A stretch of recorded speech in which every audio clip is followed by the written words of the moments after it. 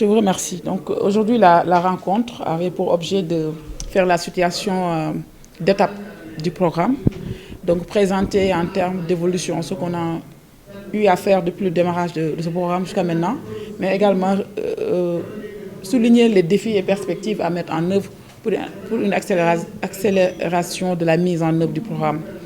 Donc je rappelle que le président de la République nous a instruits à aller vers une opérationnalisation rapide du programme.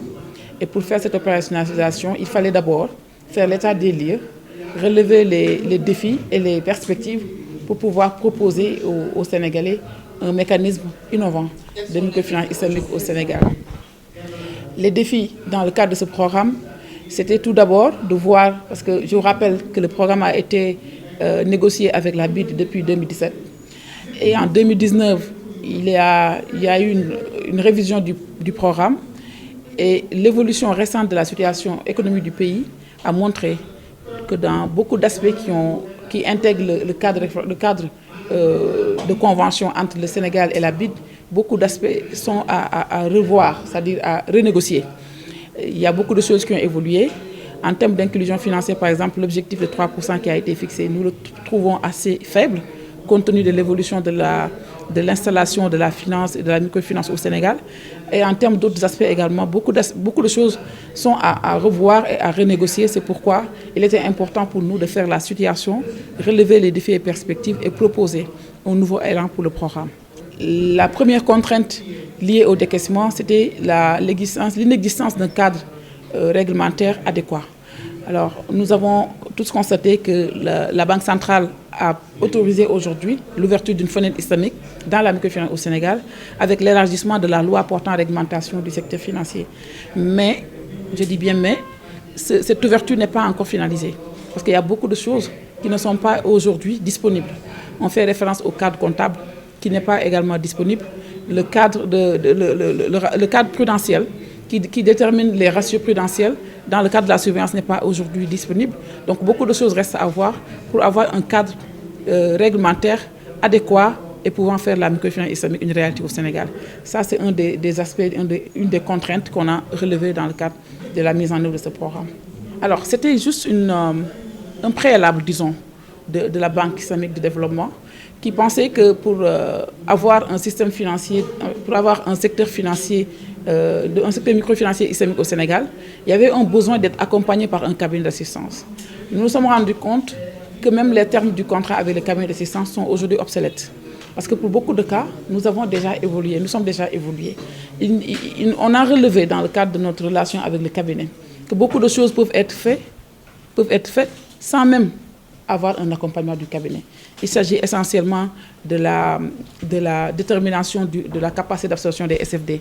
Parce que dans l'entendement du bailleur, la mise à disposition de ces 35 milliards doivent montrer d'abord comment les SFD peuvent être capables d'utiliser ces ressources-là.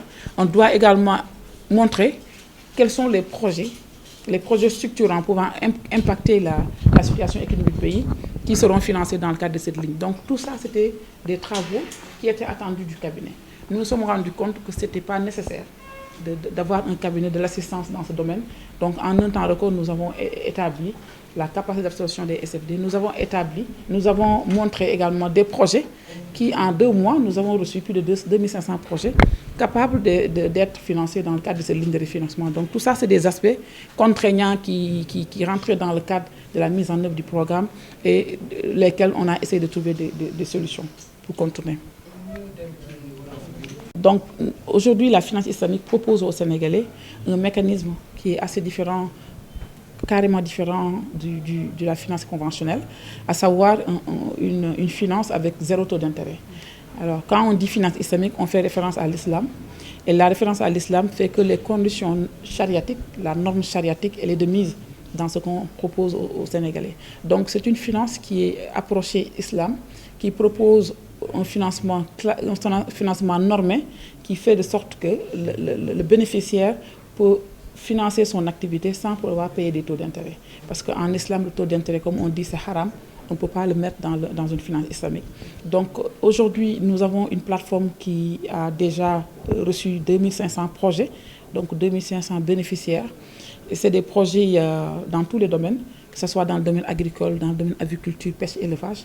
Donc l'essentiel pour nous, c'est que ce soit un domaine non prohibé, c'est-à-dire un domaine accepté par la charia. Et donc tous les domaines, tous les secteurs d'activité sont acceptés, sauf les secteurs, comme je dis, qui ne sont pas acceptés dans le cadre de l'islam.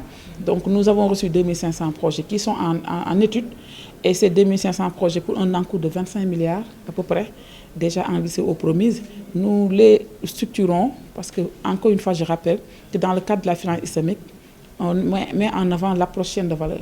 Nous ne finançons pas des projets comme ça, mais nous essayons de les structurer en chaîne de valeur pour pouvoir beaucoup plus impacter l'activité économique. Parce que quand on rentre dans les chaînes de valeur, on a beaucoup plus de valeur ajoutée.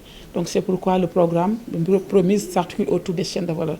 Donc il y a une étude préalable qui est en train d'être faite, dans le cadre des projets déjà reçus pour les structurer et proposer un accompagnement.